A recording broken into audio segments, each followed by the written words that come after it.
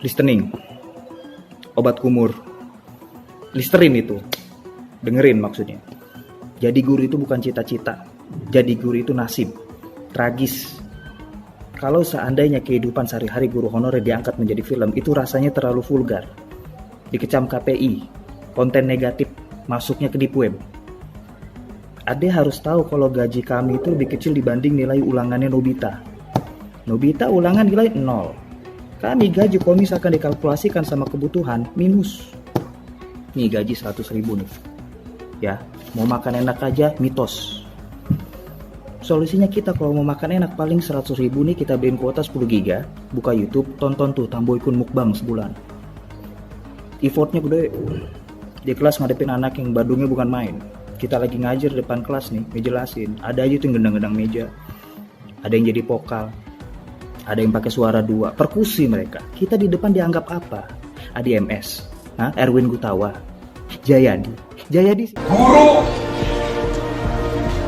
penggerak Indonesia Maju. Guru penggerak Indonesia Maju. Indonesia Maju itu tagline Presiden Jokowi. Jadi guru penggerak Indonesia Maju. Tagline kita di sini adalah derita guru. Jadi bagaimana mungkin orang yang menderita mau memajukan Indonesia?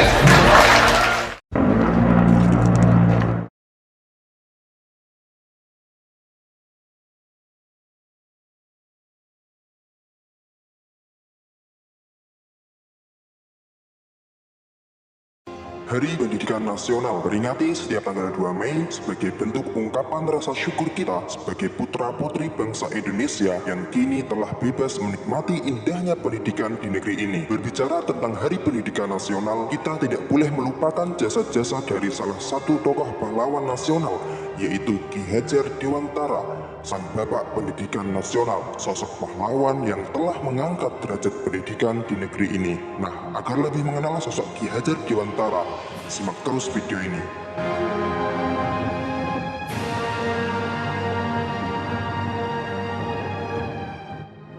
Ki Hajar Dewantara lahir pada tanggal 2 Mei 1889 dari lingkungan Keraton Yogyakarta, yaitu dari keluarga Kadipaten Pakualaman dengan nama Raden Mas Suwardi Suryaningrat. Sebagai golongan ningrat, Suwardi mendapatkan hak untuk mengenyam pendidikan yang layak oleh kolonial Belanda. Ia menamatkan pendidikan dasar di ELS, Sekolah Dasar Eropa atau Belanda. Kemudian sempat melanjutkan ke Stovia, Sekolah Dokter Bumi Putra.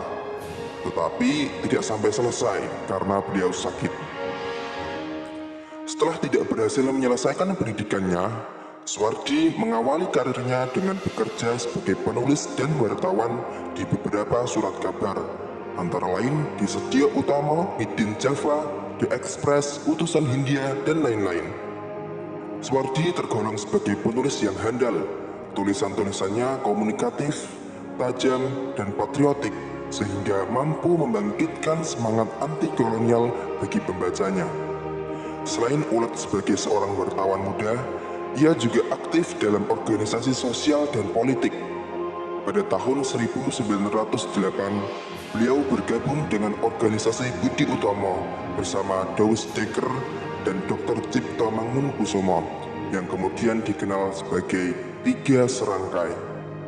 Ia mendirikan Indische Partij yang merupakan partai politik utama yang beraliran nasionalis. Namun, partai tersebut tidak mendapatkan badan hukum dari pemerintahan kolonial Belanda karena dianggap dapat membangkitkan dan menentang kolonial Belanda.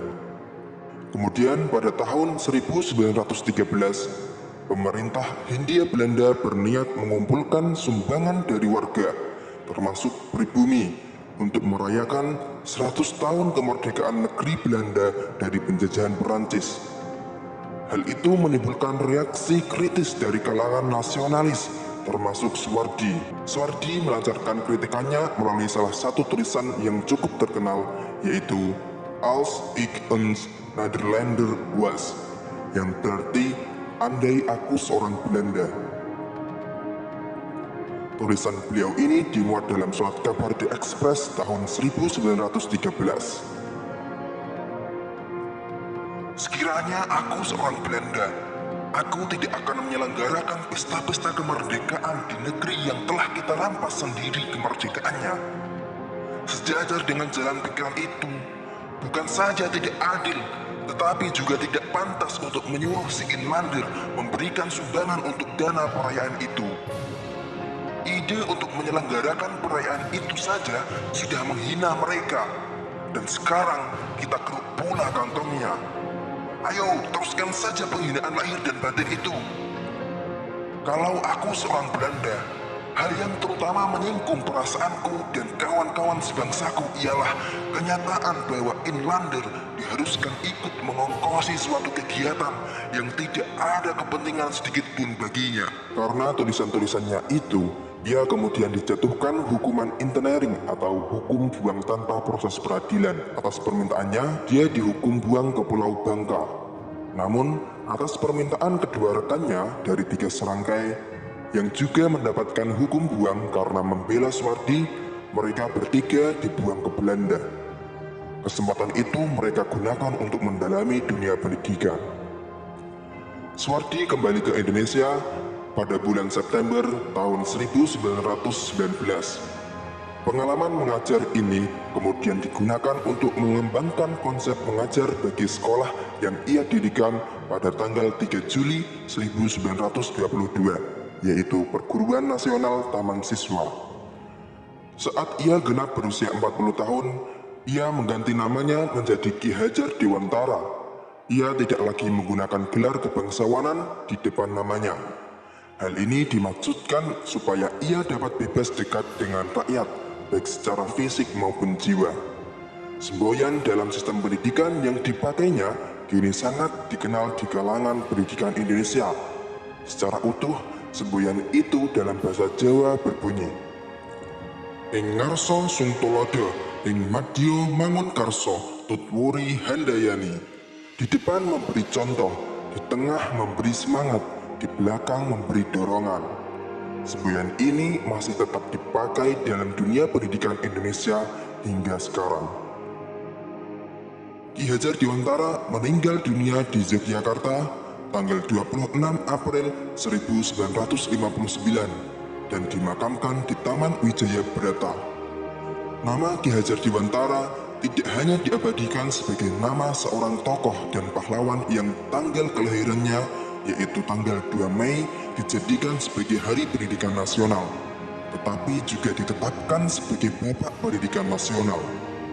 Nama Ki Hajar Dewantara juga diabadikan sebagai salah sebuah nama kapal perang Indonesia, yaitu KRI Ki Hajar Dewantara, dan potret dirinya juga diabadikan pada uang kertas pecahan Rp20.000 tahun edisi 1998. Nah, itulah sepenggal sejarah perjalanan hidup Ki Hajar Dewantara, sang pahlawan nasional, sang bapak pendidikan nasional. Selamat Hari Pendidikan Nasional. Semoga kita semua dapat menikmati indahnya pendidikan di negeri tercinta ini. Salam pendidikan nasional.